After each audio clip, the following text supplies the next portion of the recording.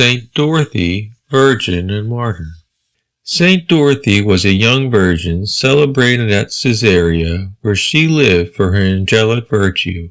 Her parents seem to have been martyred before her in the Diocletian persecution, and when the governor came to Caesarea, he called her before him and sent this child of martyrs to the home where they were waiting for her. She was stretched upon the rack and offered marriage if she would consent to sacrifice, or death if she refused. But she replied that Christ was her only spouse and death her desire. She was then placed in charge of 2 women who had fallen away from the faith in hope that they might pervert her. But the fire of her own heart rekindled the flames in theirs, and she led them back to Christ. When she was sent once more to the rack, the governor himself was amazed at the heavenly look she wore, and asked her the cause of her joy. "Because," she said, "I have brought back 2 souls to Christ, and because I shall soon be in heaven rejoicing with the angels." Her joy grew as she was buffeted in the face, and her sides burned with plates of red-hot iron.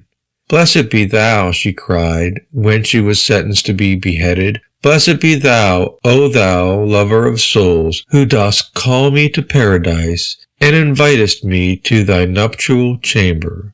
Saint Dorothy suffered in the dead of winter, and it is said that on the road to her passion a lawyer called Theophilus, who had been used to calumniate and persecute Christians, asked her in mockery to send him apples or roses from the garden of her spouse. The saint promised to grant his request, and just before she died, a little child stood beside her, bearing 3 apples and 3 roses. She bade him take them to Theophilus, and tell him this was a present which he sought from the garden of her spouse. Saint Dorothy had gone to heaven, and Theophilus was still making merry over his challenge to the saint when the child entered his room. He saw that the child was an angel in disguise, and the fruit and flowers of no earthly growth. He was converted to the faith, and then shared in the martyrdom of Saint Dorothy.